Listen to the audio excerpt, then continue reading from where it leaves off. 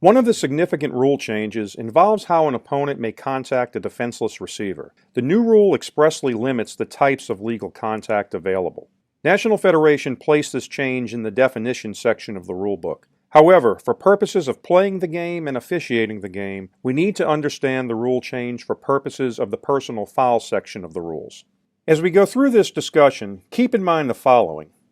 No player or non-player shall make any contact with an opponent, including a defenseless player, which is deemed unnecessary or excessive and which incites roughness.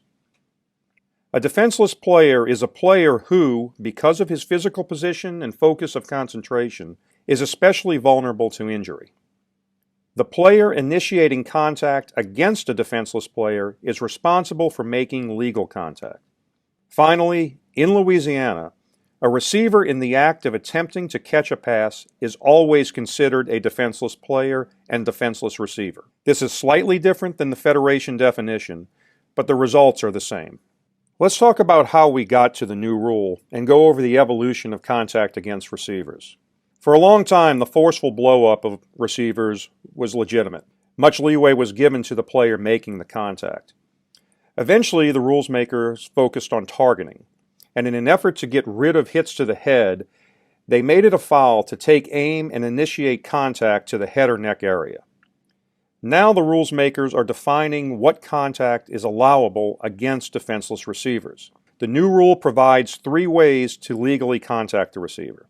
This complements the prohibitions against targeting, and it is similar in nature to the rules surrounding blindside blocks. Here are the 3 ways the rule now allows contact to be made against a defenseless receiver. First, incidental contact from playing the ball is legal. Second, an attempt to tackle by wrapping the arms around the receiver is legal. And third, a block initiated with the open hands is legal. So what constitutes excessive and unnecessary contact to a receiver? Any other forceful contact. Remember, legal contact can be forceful, but it still must be made legally as described in the rule. So, to sum up, here are the 3 ways to make legal contact against a defenseless receiver. Incidental contact, a wrap-up style tackle, or a block initiated with open hands. Remember that this is a similar concept to the rules surrounding blindside blocks. It is legal to contact a defenseless player, but all contact must be legal. Let's take a look at some plays. This play is an example of an illegal hit. The receiver is in the act of catching and still defenseless. Defender number 26 comes in and throws a forceful shoulder into the body. This is not a 2-hand push, this is not incidental contact, and it is not a wrap-up attempt, therefore it is a foul. This play is also an example of a foul under the new rule. As the receiver is catching the ball, the defender comes in and throws a hard hit with the shoulder into the chest. This is not incidental contact, this is not a 2-hand push, and it is not a wrap-up tackle. Under the definition, this is excessive contact and unnecessary roughness. It is a foul under the current rule.